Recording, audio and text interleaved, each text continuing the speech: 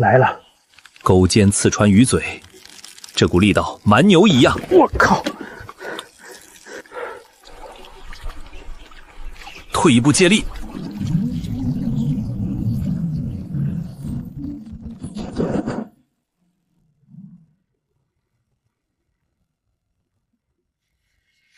那是什么？先往上游，水流太猛。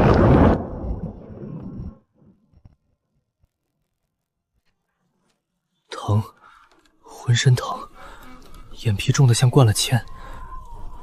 这是哪里？京湖北路云梦泽故地，周家湾。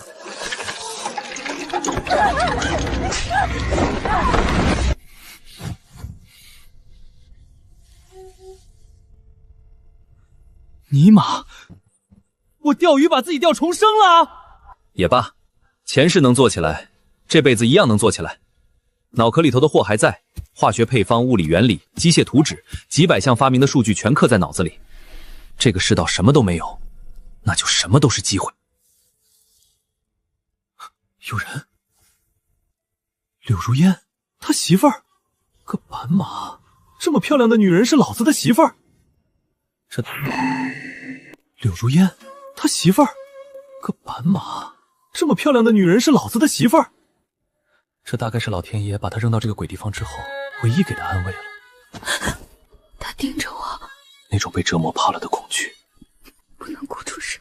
哭成这样，心里刚冒上来的一点安慰，瞬间凉了半截。刚子，你醒了，你可吓死哥了！周正良，原身的亲哥，30出头，长得跟头牛样的，老实憨厚，大字不识，种地主家的田，1年到头粮食大半交了租。哥，周正刚，给老子滚出来！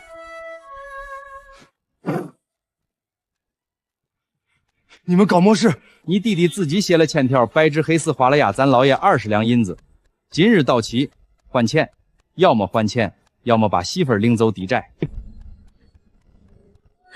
完了！你放屁两！你不如去抢！睁开你的狗眼看清楚，你弟弟画的押，到期不还就拿人抵。我看看，字迹潦草，但画押确实是原身的手笔。字迹潦草，但画押确实是原身的手笔。看清楚了，看清楚了，20两，我今天还，从头到尾就是一张网，但今天我来收。刚子疯了吗？他说还。你还？你5连厘米都没有，拿墨事还？莫不是落了水把脑壳泡坏了？半天，给我半天，天黑之前20两，1分不少。这废物怎么跟换了个人似的？好，天黑之前我来，到时辰拿不出银子，人我带走，你屋里的东西也全搬走。半天，多1刻都不等。20两，半天，完了。被自家男人拿去抵债，还不如直接被卖了呢。没时间安慰人，天黑之前用鱼换钱。嫂子，帮我跑一趟沃头王老家，要1罐臭豆腐渣，就说沤肥用，快去，天黑前要还钱。你搞这些能别出20两？哥，跟我砍竹子去，你不去我去，天黑前搞不到20两，你弟媳妇就没了。这能钓到鱼？这能钓到鱼？这河里要有鱼，早被人捞光了。连庸就好这一口，酸臭雾化快。这河里不是没鱼，是这帮古人根本不晓得怎么钓。来了，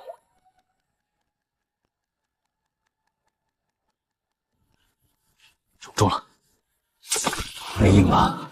松1分收1分。前世被那条巨物拉下水的经验刻在魂里。胖头鱼，8斤打底。天老爷，真有鱼！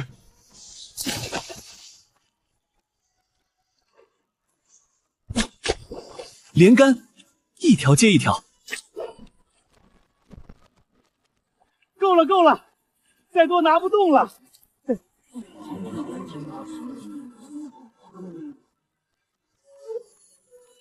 加起来少说200来斤，够了。哥，挑最新鲜的留几条，剩下的全搬上，跟我去乌林镇。去镇上卖鱼。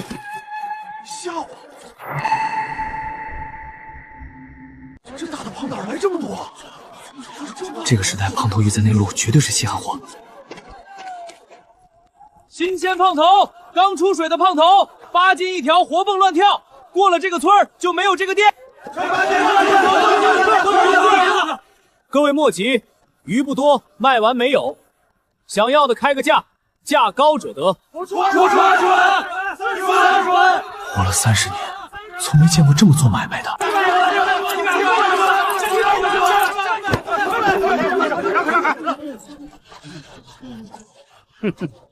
哪儿来的刁民，在镇上喧哗？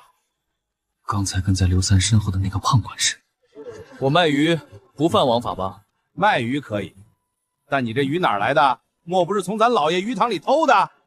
河里钓的。河里？你哄鬼呢？河里能钓上这么多胖头？来路不明，全部没收！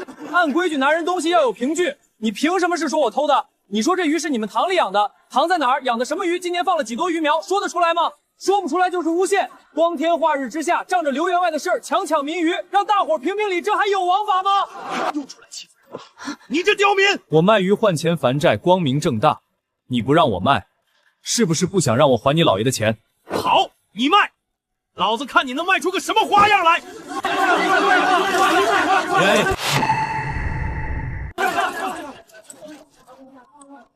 这些鱼我全包了，每条200文。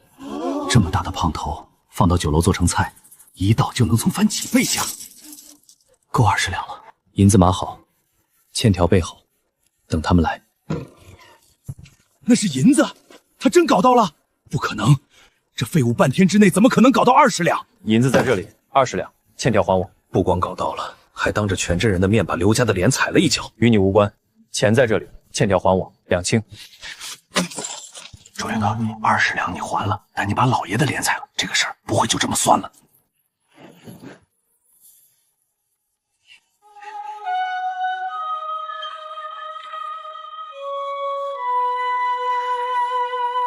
他不一样了，真的不一样了。他怕我，怕了那么久，脸上的伤痕记得用凉水敷。以前那个人从没问过，不是因为委屈，肚子还是饿的，家里还是穷的，墙还是破的，但20两的债清了，前世能做起来，这辈子一样能做起来。天还没亮，还完债剩了5条胖头，还活着。盐巴、野葱、野蒜，1小块姜，1把干辣椒，调料不多，但够用。没有剁椒，干辣椒切碎和野蒜末一起干炒。刚子，你这是搞魔名呀？剁椒鱼头，大火蒸，鱼块下水，大火滚，汤色泛白。你吓我！这他娘的什么味儿？这味道。成了，成了，成了！我活了30多年，头一回吃这好吃的东西。吃。还往我碗里夹菜，第一次，不是因为好吃，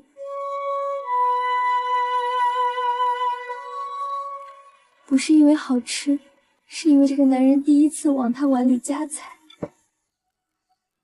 哥，我跟你说个事儿。哥，明天一早我去河里钓，钓上来你和嫂子拿去镇上卖，卖完买一辆旧推车就回来。我在家做叫鱼头和鱼汤，车一到位，咱就推到头都没有人吃过。我做金可把它冷就死。但卖师是开的，但卖师做的是渔具，我要鱼竿、象鱼线、鱼钩、饵料，我要用我脑子里的东西，在这个世道里造出一个商业帝国。你就说你干不干？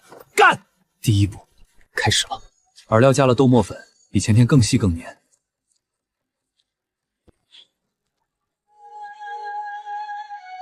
来了，1个时辰不到，30多条，够了。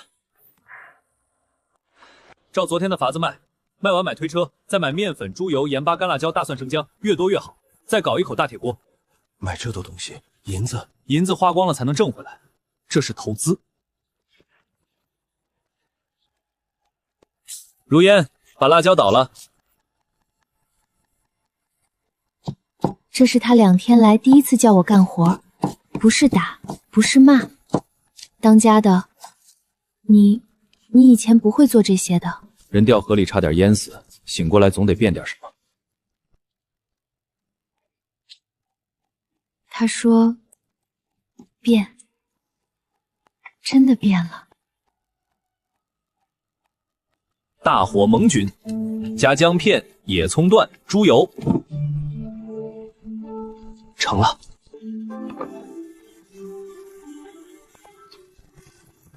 刚子，今天鱼一摊开就抢光了。就是那个以前只会打他骂他的男人，现在在给他夹菜，在跟他说烫伤了先用凉水冲。他不明白这是怎么了，但他忽然觉得活着好像不那么难熬了。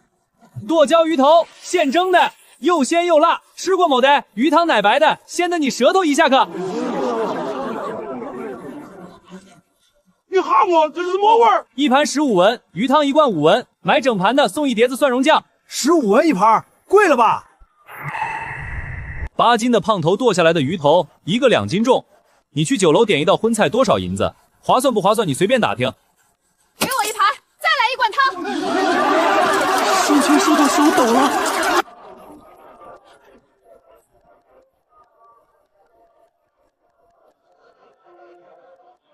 小红，去买一份来。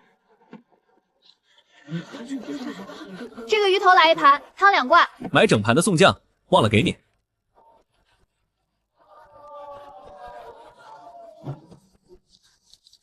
这味道不是普通厨子做得出来的。这鱼头是谁做的？小姐，是那个推车的，穿破衣裳那个，叫他过来。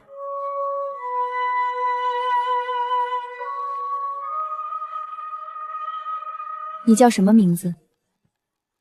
周正刚，周家沃人。这鱼头里的辣椒不是普通的干辣椒，怎么做的？干辣椒切碎，和野蒜末、盐巴一起干炒，没有剁椒，就用这个法子激出辣味和香味。大火蒸一炷香，关火再焖半炷香。你是厨子？不是，就是个种地的。你这手艺比府上的厨子强。3日后我爹过寿，你送10盘鱼头、20罐汤来府上，能不能做？能。按这时辰送到，莫迟了。银子回头小红跟你结。小姐放心。刚子，那是哪个府上的小姐？排场这大？不晓得，反正不是一般人家。是我，阁下是醉仙楼的东家，姓钱。周兄弟，你这手艺放在推车上卖屈才了，你开个价。鱼头和鱼汤的秘方我买了。钱掌柜觉得这秘方值多少？200两。200两。钱掌柜，你是做酒楼的，你比我懂。一道菜能毁家酒楼，我这鱼头价高投资300两，能让你醉仙楼从镇上轰到家家府。这道菜在你手里1年能帮你多赚多少？2000两、5000两。那你想要多少？不是多少钱的问题，但我可以供货给你，剁椒鱼头、鱼汤，以批发价独家供你醉仙楼，镇上只给你1家。你卖1盘收多少银子，我供1盘成本多少，中间的差价都是你的。你明天能送多少？10盘鱼头，20罐汤，没问题。明日午时送到醉仙楼后厨，成交。重生后谈成的第一笔长期订单，零收加订单，今天进账小半两银子。走，哥，回家。今天一天挣的比种地1年还多，刚子你真是神了。醉仙楼每天10盘，小姐府上3日后10盘，订单量翻了1倍。饵料要批量做，鱼钩要批量造，推车得再搞1盘，人手不够得招人。刘如烟，大娘，我们家真没钱了。刚子昨天才还了刘员外20两，还刘员外有钱，还我们没钱。老娘的银子又不是大水淌来的。你们2兄弟当初跪在门口求我们借钱的时候，么子说的？现在人死了，钱就不还了。翠兰啊，不是大伯不讲情面，本钱不要你们的，利钱总该结了吧？大伯，利钱我们……闭嘴！你男人那个赌鬼废物还上钱，你们就活该受着。娘，你轻点，莫把脸抓花了。嫂子，周骁龙，把手放开！你瞪哪个？你个没大没小的东西！大伯，10两银子，借条呢？你爹的丧事儿，咱一家人还打借条？那就是没有，没有借条，你凭什么来我家抢钱？你爹下葬的棺材不是我出钱买的，坟地不是我出钱找的。棺材和坟地花了3两，你拿走了我家3亩水田，1年收成少说20两，就押给你，当票抵押文书呢，什么都没有，那就是强占。你今天跟我谈10两银子，我明天去县衙跟你谈3亩水田。你今天不把钱拿出来，老娘把这破屋拆了！大娘，把手从我媳妇身上拿开，我不是在跟你商量。哟，刚子，去阎王爷那儿走了一趟，胆子肥了。你刚才碰他了，你碰了又么样？你媳妇长得好，我跟她说2句话。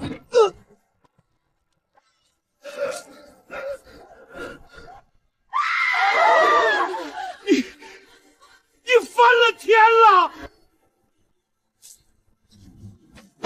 你碰了我媳妇的脸，以后你的手再往她身上伸，我把你手指一根一根折断，你信不信？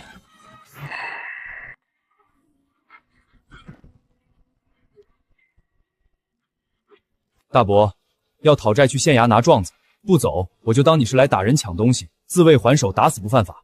走，走。不会再来了。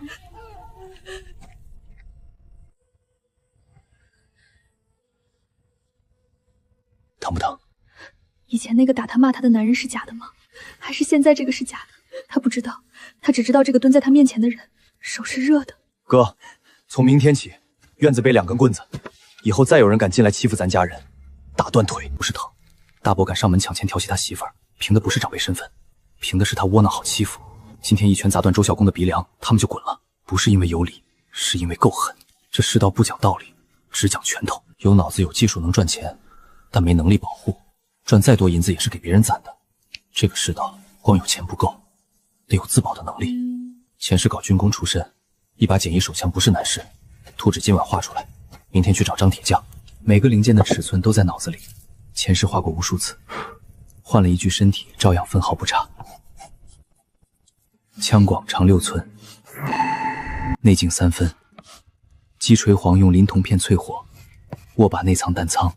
当家的，汤热好了，你喝一口再弄。放旁边，你先去睡。木板上那些线条看不懂，但莫名觉得厉害。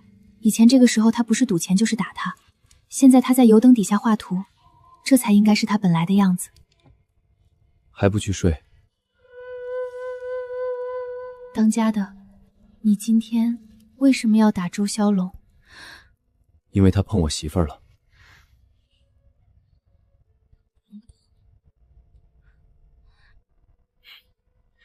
不疼，快去睡，我还有东西要画。这世道不讲道理，只讲实力，那就给他们实力。醉仙楼加神府加零散卖鱼，1个月净赚30-40两，够吃饭够穿衣，但离我要做的事儿差得远，太慢了。搞大，搞多大？咱这摊子才摆了几天？做作坊，专门做渔具的作坊。但在那之前，我要先搞一样东西——现代鱼竿。现代？么是现代？竹子竿多重？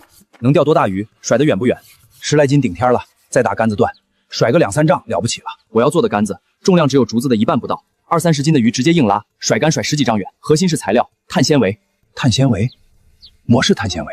碳纤维就是把高分子纤维在无氧条件下高温碳化，去掉杂质，只留下碳骨架。碳原子之间的电解强非常强，所以又轻又结实。在咱这条件下是天然的满倍质芥麻色，无氧高温不低。蚕丝是做衣裳的，拿来做鱼竿，你是不是发烧了？嫂子，不会烧成灰，反而会变成又轻又硬又韧的碳纤维。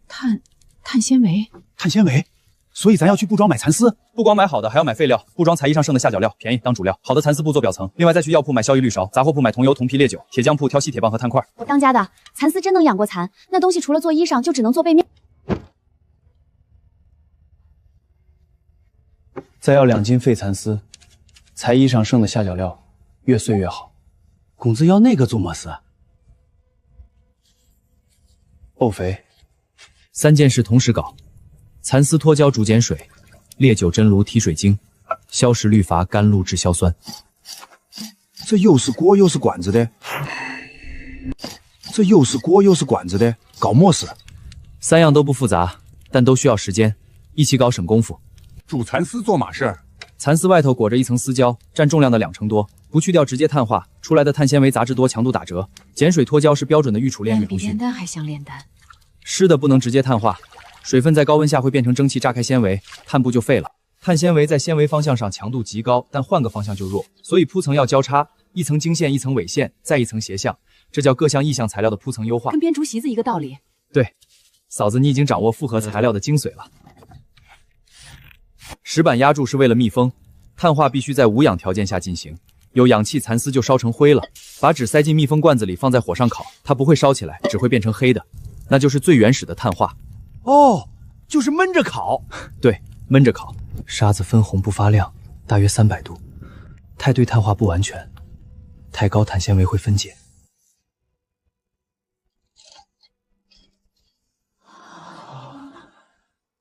成了，碳纤维。你吓我，跟没拿似的，比鸡毛还轻。这他娘的还是布！你是不是跟哪个道士学了点石成金的法子？不是点石成金，是材料科学。泡桐油做嘛事儿？纯碳纤维刚性够，但韧性不足。桐油渗进纤维缝隙固化后形成树脂机制，把纤维粘在一起。纤维负责强度，树脂负责传递应力，两者复合以后性能更强。懂了，跟砌墙一样，砖是硬的，光马砖不糊泥，把墙一推就倒。你这个桐油就是泥巴。哥，你这个比喻比你自己以为的还准。涂油当脱模剂，不然碳布固化以后粘在铁棒上拔不出来。缠一层，刷一层。麻布加压挤出多余桐油，让碳布层贴得更紧密。成了。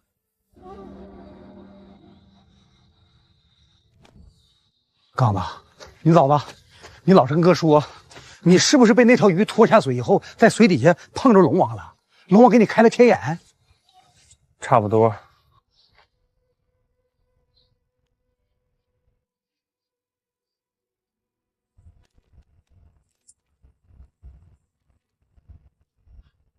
如烟，我去河边拾竿，等我回来。嗯。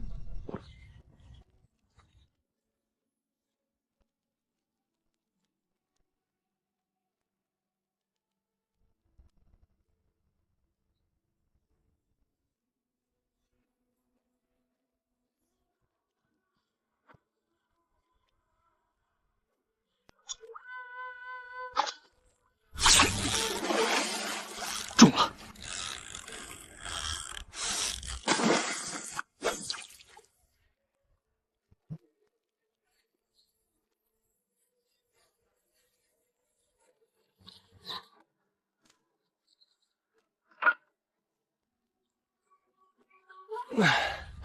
晚上回来给你带镇上的桂花糕。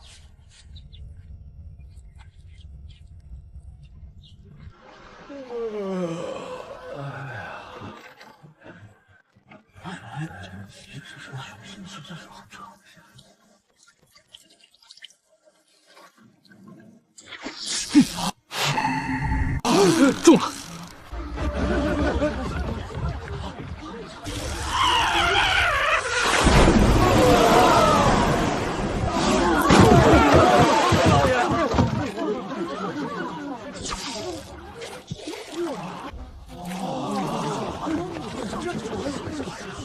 各位，这2根杆子比竹子轻1半，强度是竹子好几倍。刚才2条胖头，杆子没断，线没崩。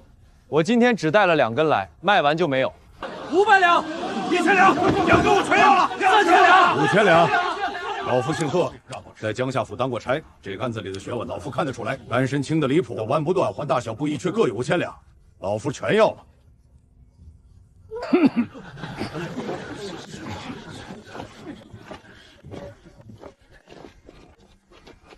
这杆身又轻又硬，不是竹子，也不是铁，这里头用的什么料？蚕丝，在无氧条件下高温处理过，再用桐油浸式增韧。蚕丝烤成油炭，按理说应该一掰就碎，自己摸索的。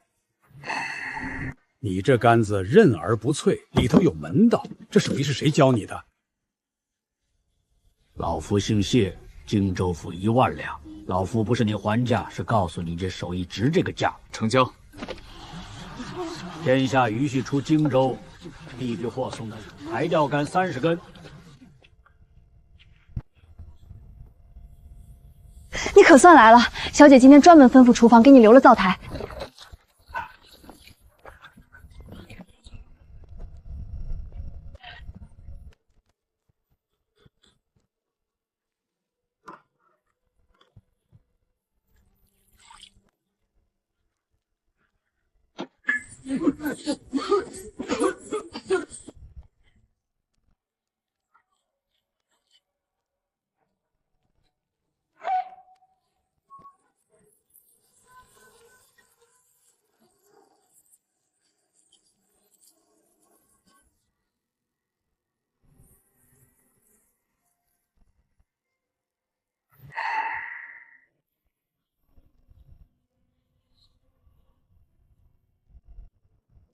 去把做这鱼头的师傅请来，老夫要当面问问他，这鱼头是怎么做的，怎么一回比一回好。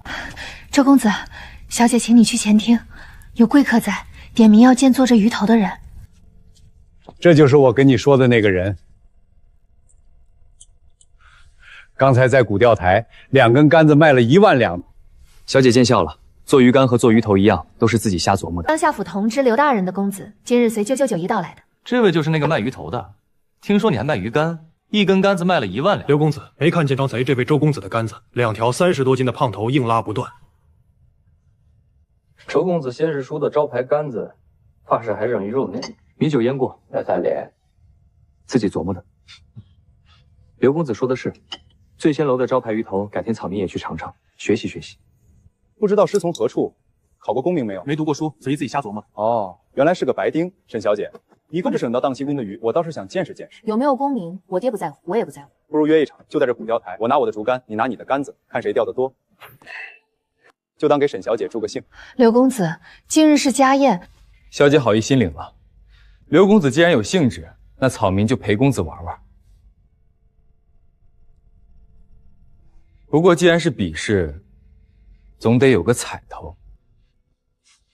加彩头5000两。5000两，你掏得出？输了讨债，本少丢不起人。1万两做保，够吗？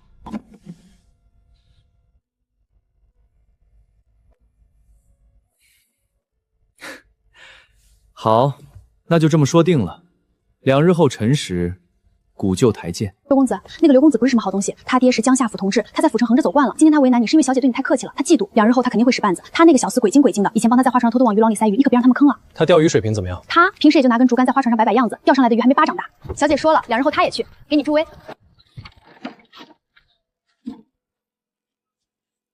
这辆乌篷的50两。成交。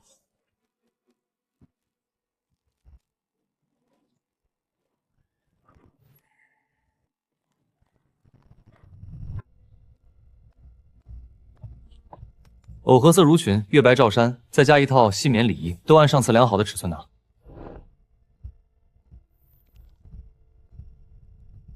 先别急着包，我还要买布。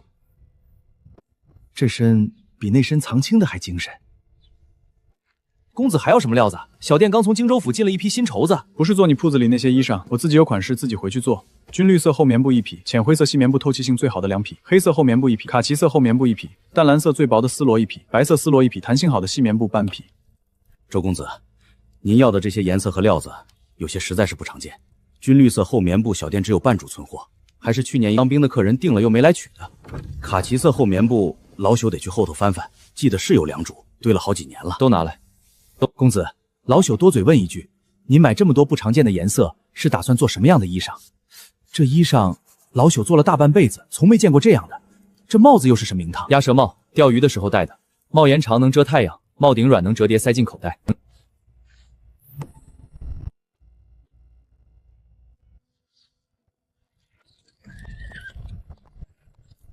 这一身才配得上他接下来要做的事。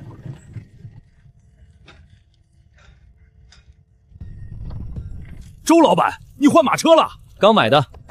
张师傅，前几天订的那批零件好了没有？张师傅，你这手艺在整个乌林镇排得上号。周老板过奖了，老张就一个打铁的，祖上传下来的手艺，混口饭吃。周老板，这是做什么用的机器？这台吊这么细，不是碾米用的吧？缝纫机，做衣裳用的。人脚踩踏板带动转轮，转轮通过皮带带动转斗界，转斗界把旋转变成针杆的上下臂动。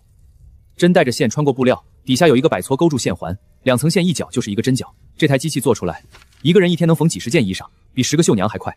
周老板，你这图纸能让我再看一遍吗？就这一遍，再是压部分再看一眼。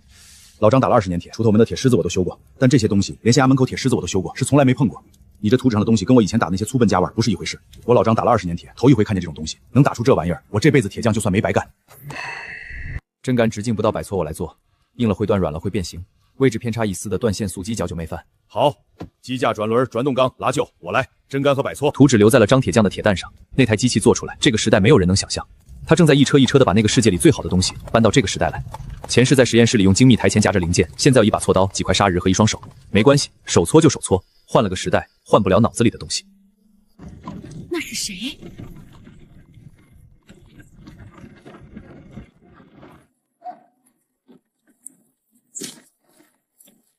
那身衣裳那是素罗，腰上那个玉扣白的是羊脂玉。白天在老钓台，我表哥亲眼看见的，他拿着2根乌黑的杆子，那些有钱老爷抢着买。有位老爷1万两抢鱼竿，哪些人是不是脑子有门道？你这话不对，荆州府大老爷亲自掏的银子，你要有本事也去钓2条30斤的捕头试试。哥，出来看下。你买的50两，以后出门送货不用推板车了。这马性温顺，好赶。你买的？这车轮子包了铁皮，下雨天做饵料，再上几根杆子，这车斗能装多少货？以后送货你赶这辆车去，镇上码头街那条路来回能省1个时辰。如烟，晚上别做饭了，让你嫂子做，你今天穿新衣裳歇着。藕红色襦裙，月白罩衫里衣一套，你上次量的尺寸，去换上。他想起他娘以前织的绸，那些绸都卖给了有钱人，被粗布衣裳藏了这么久，原来他也可以是这样的。这料子结实，干活不心疼。这针脚比我缝的致密多了，镇上成衣铺的手艺就是不一样。如烟，你怎么还不出来？我们都换好了，就等你呢。好了好了，我马上出来。你看你咋还哭了呢？这么好看的衣裳穿在身上，应该高兴才对。如烟，难道你是不喜欢这身衣服吗？不喜欢我明天就去换别的。你看你哭什么？不是，我很喜欢，只是这是我第一次穿上这么好的衣裳。我娘以前织的绸都卖给了有钱人，她自己从没穿过绸，我也从没穿过。你看你，这是郑刚为你买的，现在日子越来越好了，好日子还在后头呢，别哭了，如烟啊，别哭了，开开心心的，好好的和郑刚说说话。这身衣服很合适你，以后不许哭了。以后我会让你们过上最好的日子，还要好好的保护你们。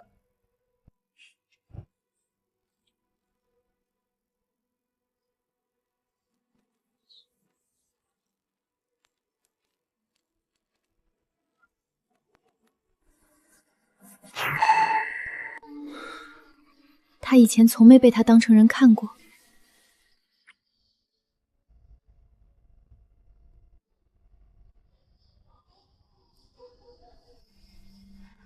以后你每次试那个东西，我都站在灶房门口看着，不躲了。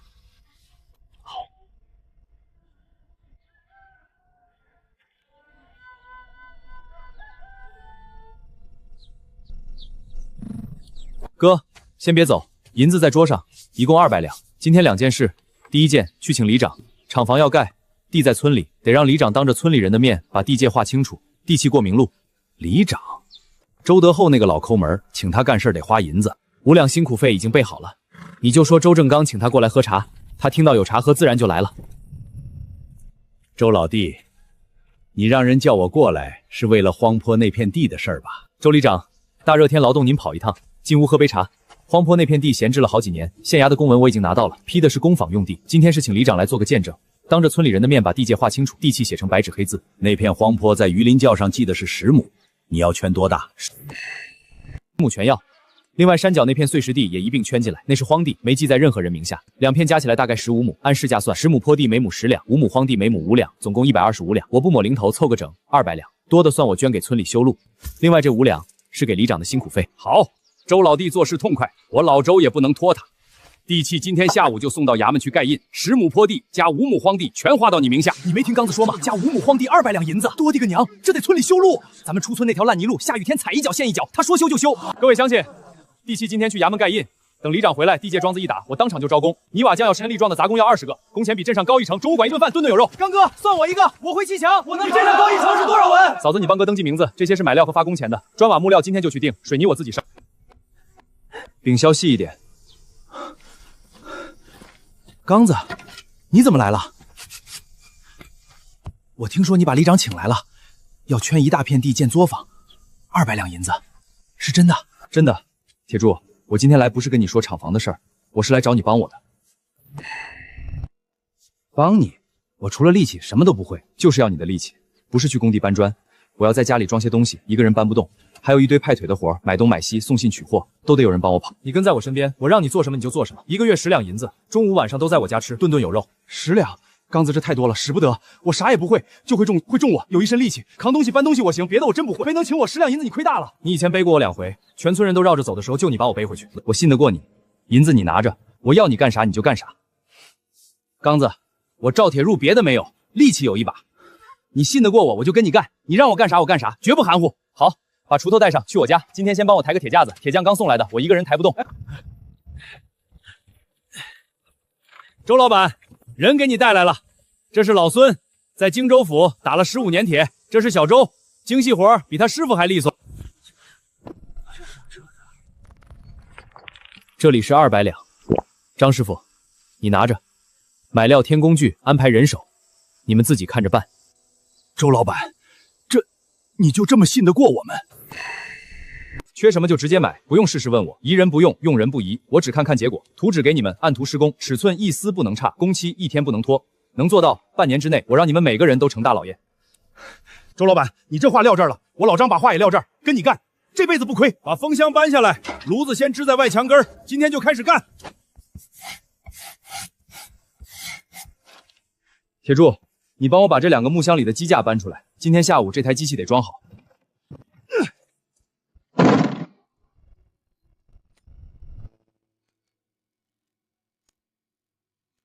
铁柱，你摇这个轮子慢一点。刚子，他自己缝上了，不用手缝。这就是机器，你摇得越快，它缝得越快。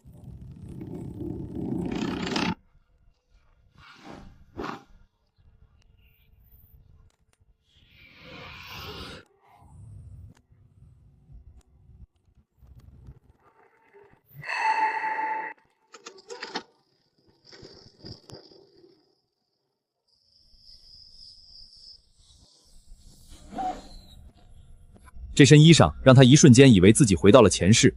站在汉江边的钓台上，防晒服的帽檐压得很低，鸭舌帽上印着原创科技的 logo。刚子，你这身衣裳好看，利索的不行。这是工装，干活穿的，钓鱼穿的，方便活动，口袋多能装东西。防晒服能遮太阳，你看这个帽檐能挡袖口的拇指洞，手背也能遮住，裤脚收口能塞进靴子里，水边走路不沾泥。他忽然觉得这身裙子跟他那身衣裳好像是一个世界里做出来的，都是这个时代没有的东西。周老板，钓台和钓箱打好了，你来看看合不合用？按你图纸打的。小周在里面做了分区，盖子翻开能当坐垫，正好。穿上新衣服，拿上新装备，去河边试试。铁柱，拿上鱼笼。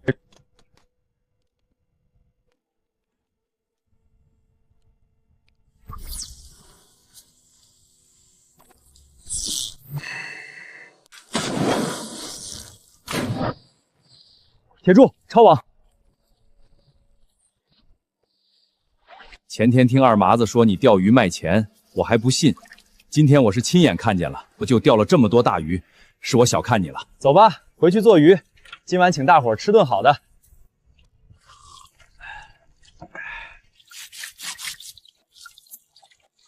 哥，你看着火候，大火出浓汤，小火出清汤。鱼头蒸一炷香，关火再焖半炷香。剁椒是我前几天配好的方子，你记住了。干辣椒切碎，野蒜末和盐巴一起干炒，密封发酵2天。今天开工第一天，大伙儿辛苦了。菜不多，酒管够，都坐下，别客气。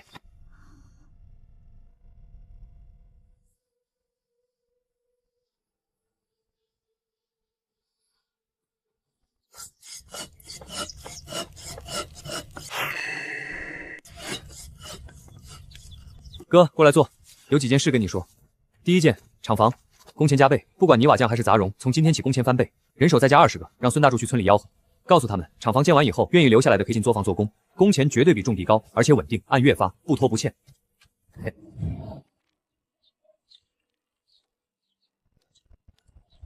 周老板，今天打什么？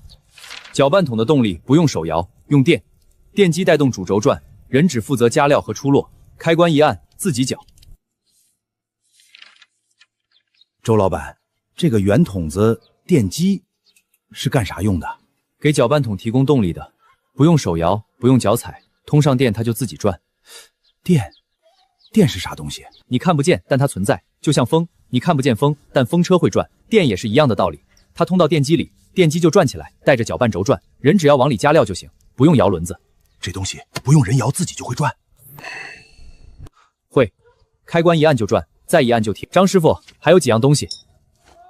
这是压盖机，杠杆结构，手柄下压带动压盖头。这是封装工作台，台面上嵌着传送滚轮，罐子从左边推进去，经过压盖机压盖，从右边滑出来。周老板，这弧度跟灌盖弧度差一丝都不行吧？对，你先去杂货铺买几个标准陶罐回来，用卡尺量灌盖弧度，按实际尺寸车压盖头。以后灌装线上的陶罐都从同一家订，统一对。这3样从搅拌桶出来的，人工分装到罐子里，罐子推到封装台上压盖封口，从头到尾流水线作业。搅拌的只管搅拌，分装的只管分装，压盖的只管压盖，从头走到尾，不用来回跑，不用等，比一个人从头做到尾快至少5倍。周老板，这马车怎么有马？不是马车，是越野车，不用马拉，不用人推，自己会跑。自己会跑？这东西比房子还重，靠啥跑？跟搅拌桶上的电机一样，只是功率更大。车顶这块板子是太阳能板，把太阳光变成电。电机驱动车轮，太阳能板充电，晒一天太阳，跑几百里地。电机我已经做好了，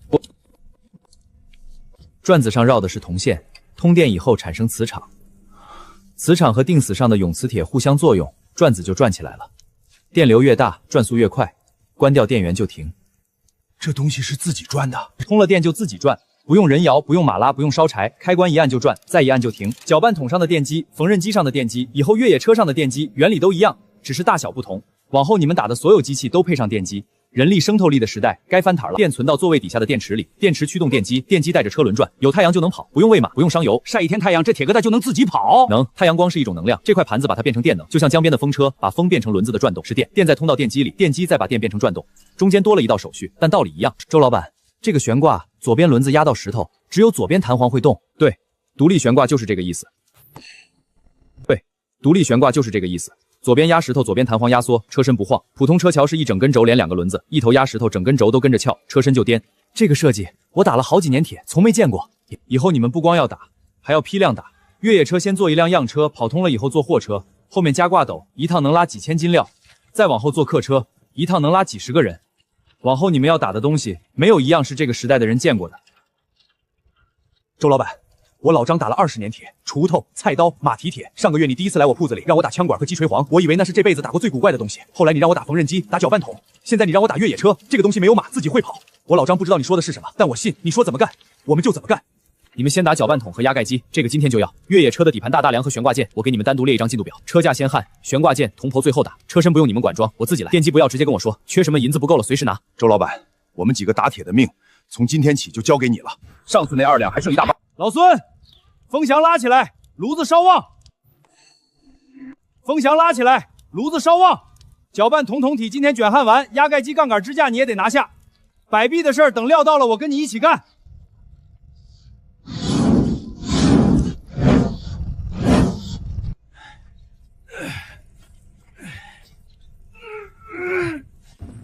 那我回饵料车间了。焊接前把角铁预热到200度左右，焊缝不容易裂。预热用炉火烤就行，烤到角铁表面微微发蓝。预热，行，你说怎么干就怎么干。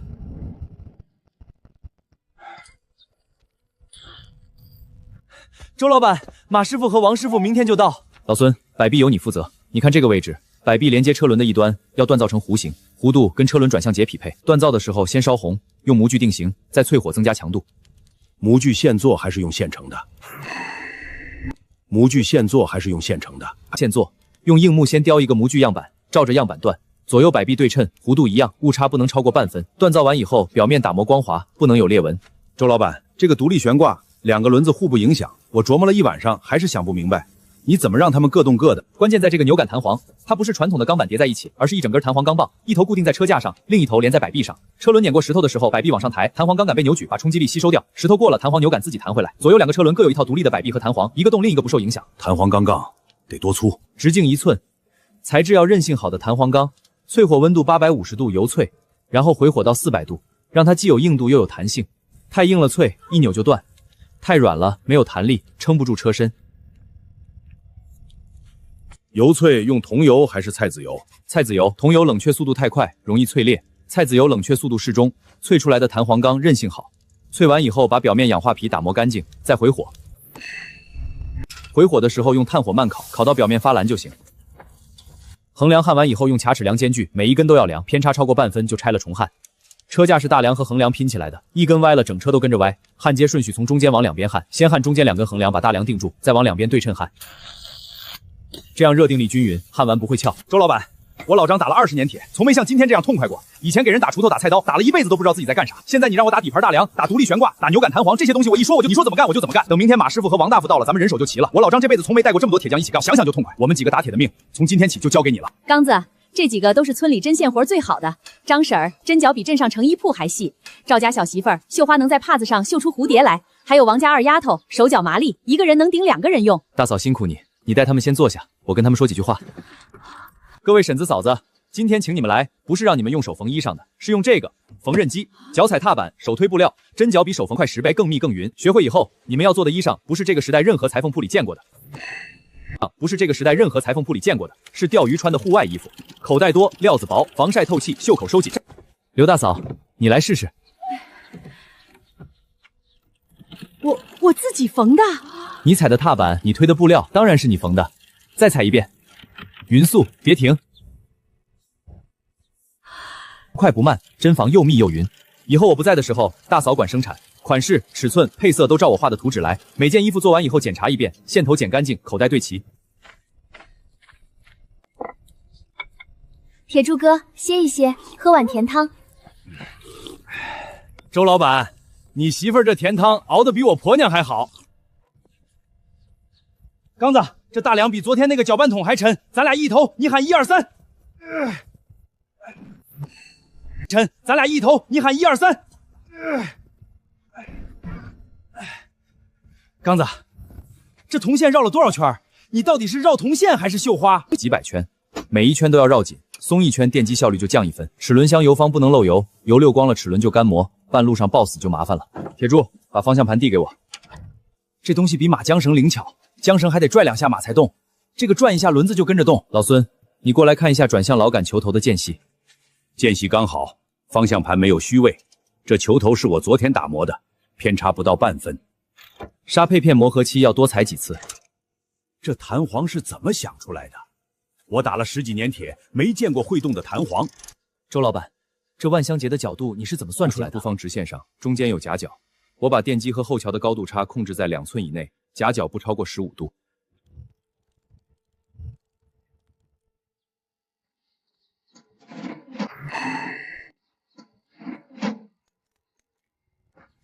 刚子，这胶带你都能自己做，你还有什么是做不出来的？暂时还没有。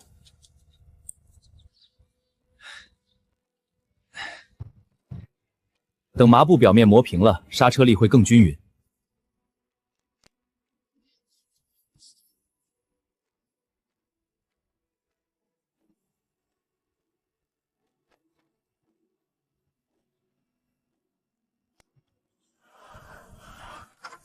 刚子，这椅子怎么比炕还软？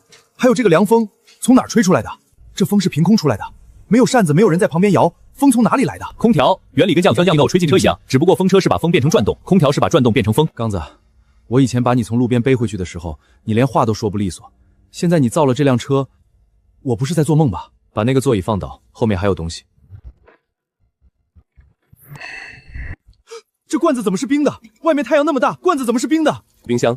冰块昨天从镇上冰窖买的，用棉被裹着放在密封陶罐里，以后不用去镇上买冰了。车里有电，我自己做一台制冷机。这是中控屏，连了车顶的摄像头，倒车的时候能看到后面的画面。这是我，刚子，这上面怎么会照人影子？不对，我不是在里面。这不是照人，是摄像头。车尾装了一个小镜头，把后面的画面传到这个屏幕上。刚子，这车有床，有凉风，有冰水，还能看见车后面的东西。你以前连话都说不利索，我不是在做梦，这比梦还厉害。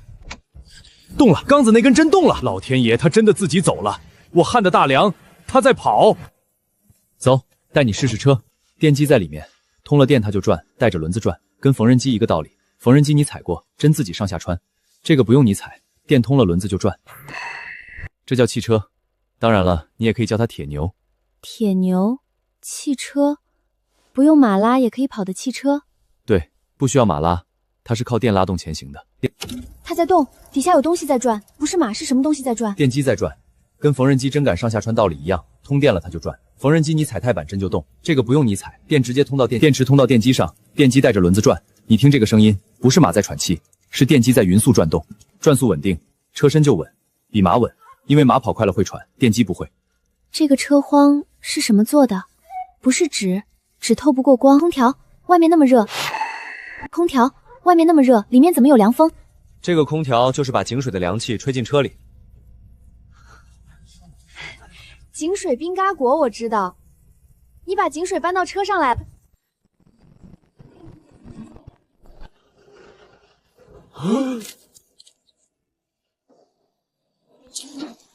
这不是周家那个？天老爷，那是个什么东西？怪物！也怪物自己会跑。周家那傻子坐在里面，他是不是被妖怪附身了？里面还坐着他媳妇儿，两个人都在那个铁壳子里。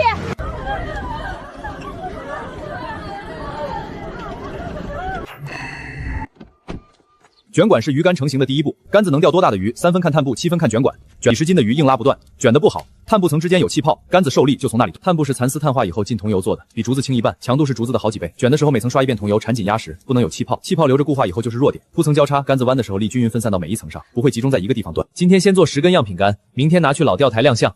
张婶儿，你第3层偏了半分，斜铺的角度和第1层要交叉45度，你这一层角度太大，竿子受力的时候这一层吃不住劲，这比铁管子轻了不知道多少。比竹子还轻，周老板，这东西真能钓鱼？明天你就知道了。这根管子是半成品，接下来要装导环。导环的作用是把鱼线顺滑的导出去。竿子弯的时候，鱼线在每个导角度不同，握把附近的导环受力最大，所以最小。配重块的作用是调重心，重心太前，竿子头重脚轻，钓1个时辰手腕就酸了，这叫手。重心刚好在握把前2寸，竿子拿在手里跟没拿一样。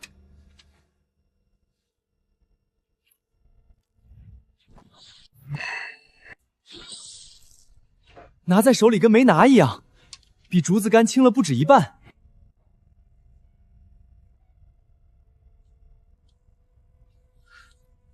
我昨天卷的炭布，今天变成了一根鱼竿。这就是流水线，每个人只做自己那道工序。卷管的卷管，装导环的装导环，配重的配重，从头走到尾，不走回头路。10根杆子从卷管到成品，1个时辰搞定。以前我一个人从头做到尾，一根杆子要做好几天。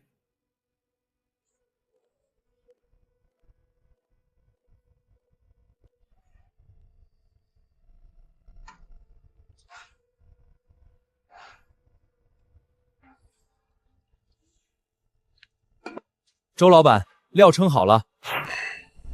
周老板，料称好了。豆脯50斤，麸皮20斤，草莓粉2斤，米酒按比例加了。一会儿搅完第1遍再加。按按钮。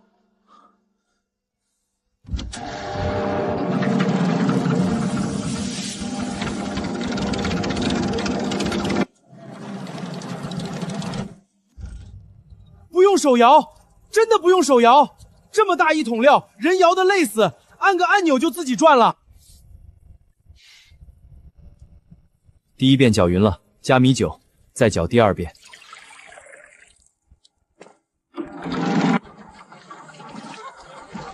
搅匀以后移到发酵区，装进密封陶罐，每罐标上日期和批次。发酵3天以后开罐检查酸度，酸度够了就进分装区。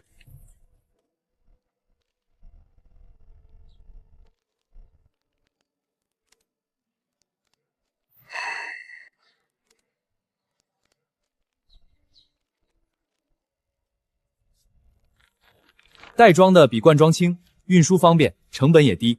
钓鱼的随身带2袋，用完就扔。袋子上印着咱周记的标记。老孙，封口的时候铁板温度不能太高，松脂融化就行。温度太高，袋口的桐油层也会化，袋子就粘在铁板上了。你看这个封口线，宽度刚好2分，压合均匀，这个火候就对了。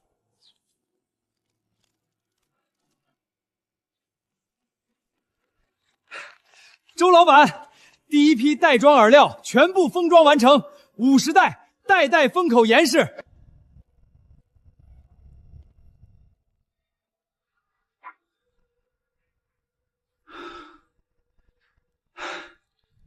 周记，今天试产成功，10根样品干，50袋饵料全部达标。明天去老钓台挂牌亮相，今晚不谈正事，只吃饭。我以前在镇上醉仙楼吃过一次涮羊肉，跟这个比，那个就是白水煮肉。周老板，我老孙在荆州府打了10几年铁，从没碰过你这样的东家，工钱痛快，还请我们吃火锅，这东西我见都没见过。各位，从今天起，周家渔具商行正式挂牌，我们做4样东西：鱼竿、饵料、酱料、户外服装。以后每天工作4个时辰，每4天工钱休息天，休息日按利润比例发奖金，干的年头越长，分得越多。刚子，你以前在路边躺着没人管的时候，我把你背回去过2回，那时候我以为你活不了几天，现在我信了。你说半年之内你这辈子是要干大事的人。周东家让我咱们称大老爷，我当时以为你在画饼，现在你看看这院子，一样一样都做出来了。周继配。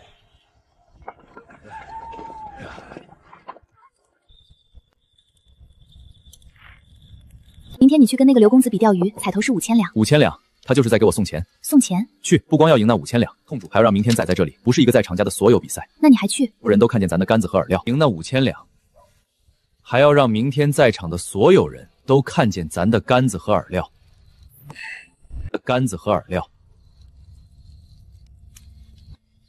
老钓台上坐的全是江相府最有钱老少爷少爷，这么好的机会，我怎么能错过？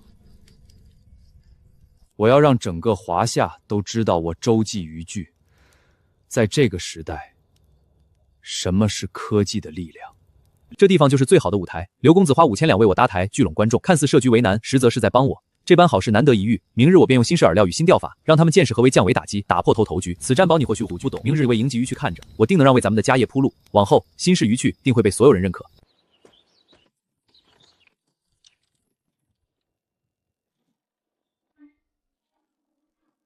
相公，渔具都准备好了吗？先喝点热汤，暖暖身子。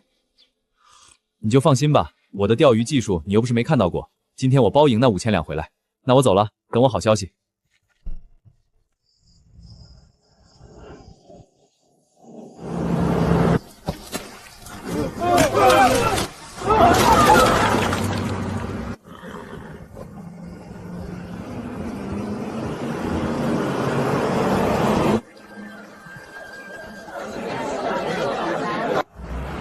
天老爷，那是什么东西？怪物，野怪物自己会跑，没有马拉，没有牛拖，它怎么动的？里面坐着人，3个人，2个穿得像画里出来的，一个黑脸汉。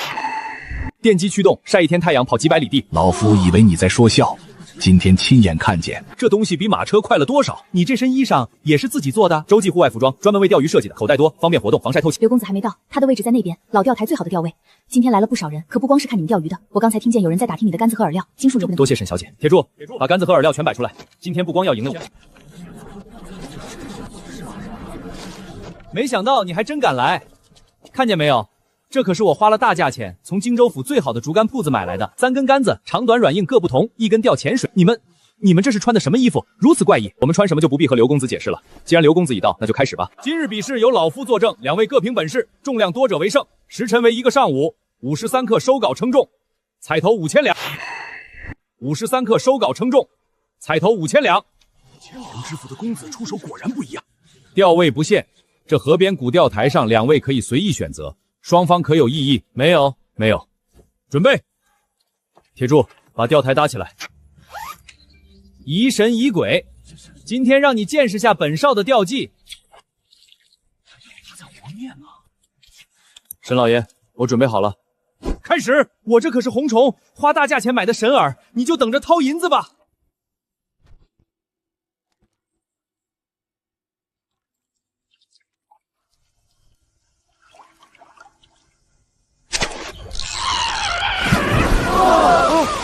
铁柱，抄网！天老爷，好大的鱼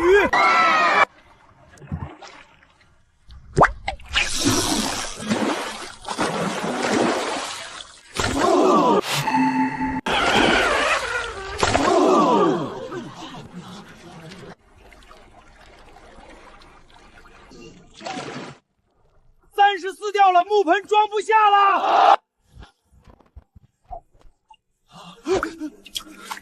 刘公子，53克快到了，你的鱼篓还是空的，要不要我送你一条？你作弊，你一定作弊！这杆子竹子都拉不断的鱼，你这杆子怎么拉得断？这饵料饭团子打窝都引不来的鱼，你这粉妙子怎么引得过来？这世上哪有这种东西？我不信，你肯定动了手脚。杆子不是用手弯的，是用鱼拉的。这不是作弊，是技术。参丝碳化再进桐油增韧，饵料是豆膜、麸皮、草莓粉、米酒混合发酵，这也不是作弊，是技术。时辰到，周正刚调获胖头鱼34条，总重280斤。刘公子，你的鱼货呢？没有。本场比试，周正刚获胜，彩头5000两归周正刚所有。周老板，你那饵料我上次订了200袋，再给我加300袋。周兄弟，那杆子给我留5根。你那钓台和钓箱能不能卖我一套？我出500两。周公子，在下姓龙，从京城来，路过江夏府，听说今天这里有场5000两的钓鱼比试，顺道来看看热闹。没想到看了这一场，倒是让在下大开眼界。你这杆子蚕丝碳化，桐油增韧，这东西这个时代没有人能做第2根。它不是一根杆子，它是一个产业的入口。龙公子是做生意的，算是。京城那边有几个铺子，什么都卖。这次路过江夏府，本来是想看看有没有什么新鲜物迹可以。现在我觉得最有价值的东西已经找到了。京城里那些王公贵族平日里最大的消遣就是在御花园的池子里钓鱼，他们用的杆子是工部御制的竹竿，跟你这杆子比没法比。你若是能把周制的货铺到京城，我可以帮你。京城太远，我现在产量有限，暂时铺不了那么远。不过龙公子要是有兴趣，可以先代理京城的经销权。代理？经销权？就是你在京城开店，卖我的杆子和饵料，利润分你一部分，不能卖同样的货，你卖得好，利润都是你的。我负责生产，你负责铺销路，有意思。这个法子比开分号省事的多。京城那边的经销权我要了。周老板，我们这边的代理权怎么算？给我留1个县的，我要2个县，我出3万两。各位，洲际鱼行现在开放各县级代理权，每个县只授权1家代理商，独家经销翁记所有产品，鱼竿、饵料、钓箱、钓台、户外服装，代理权费用2万两一个县。拿到代理权的商家按批发价拿货，零售价自己定，利润自己赚。现阶段鱼竿库存紧张，零售指导价每只1000两，钓箱200两，连胸饵料每袋1两银子。想拿代理权的，今天交银子签契书，按交款顺序排优先选县权，先到先得。同一县有人抢，就价高者得。我要3个县，荆州府周边3个县，一共6万两。我要乌林镇旁边那个县2万两。我要荆州府以南2个县4万两。刚子，这到底是多少了？大概38万两。38万两！我要2座县城的代理权，2万两一个，一共4万两。我今天输了，但我不是输不起的人。你的杆子和饵料确实比我见过的都好，我输得心服口服。我跟着你卖东西，不丢人，成交。周公子，你这洲际做的这么大，我这个本地人总不能连个代理权都拿不到吧？乌林镇这个县归沈家。各位，代理权已经签订，交货日期我会写在契书上，按签约顺序依次交付。另外还有一件事，10天后各位可以派自家信得过的伙计到周家营来，我免费提供鱼竿和饵料。10天后我在周家油恭候各位上车。这个铁板是干什么用的？底下怎么没有车轴？太阳能板，独立悬挂。先上车，路上慢慢说。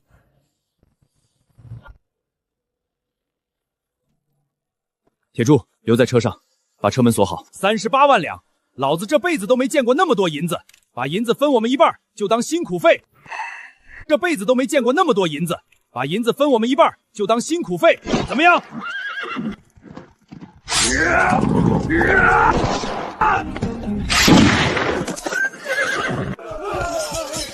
你这东西比京城神机营的火铳还要快，火铳打一枪要装填半天，这群土匪杀了就杀了，走吧。铁牛又来了。周公子，你起每一样我都想带回京城去，杆子、饵料、衣裳，还有那辆不用马拉的车。京城那边的代理权我已经拿了，第一批货不用太多。我那2座县城虽然不如荆州府富，但爱钓鱼的老爷也不少。10天后我亲自带伙计过来学，契书上写的日期1天都不会拖。这叫鸳鸯火锅，红汤是麻辣的，白汤是菌菇清汤。这味道，京城最好的酒楼也做不出来。麻辣鲜香，4样全占了。跟这个比，京城涮羊肉就是白水煮肉。这叫龙虾，江边水沟里到处都是，没人吃是因为不知道怎么烧。这味道比虾仁还嫩，比蟹黄还想出来的。不是我想出来的，这东西本来就该这么吃。以后不光油焖和蒜蓉，还有麻辣、13香、冰镇咖喱。周公子，你方才说这龙虾的秘制调料也要批量生产？对，洲际食品线的第一个产品就是龙虾调料包。周公子，今天这顿饭我在京城吃不到，杆子和饵料我在京城卖，你的龙虾调料包以后也给我供货。我的那2座县城虽然不如京城大，但钓鱼的人也不少，调料包也给我供货。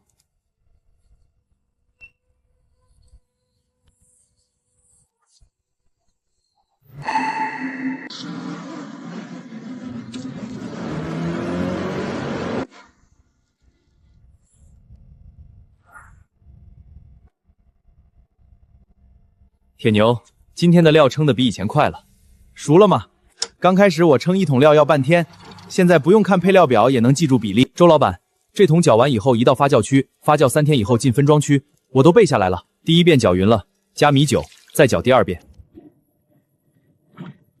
搅匀以后移到发酵区，装进密封1罐，每罐标上日期和批次。发酵3天以后开罐检查酸度，酸度够了就进分装区。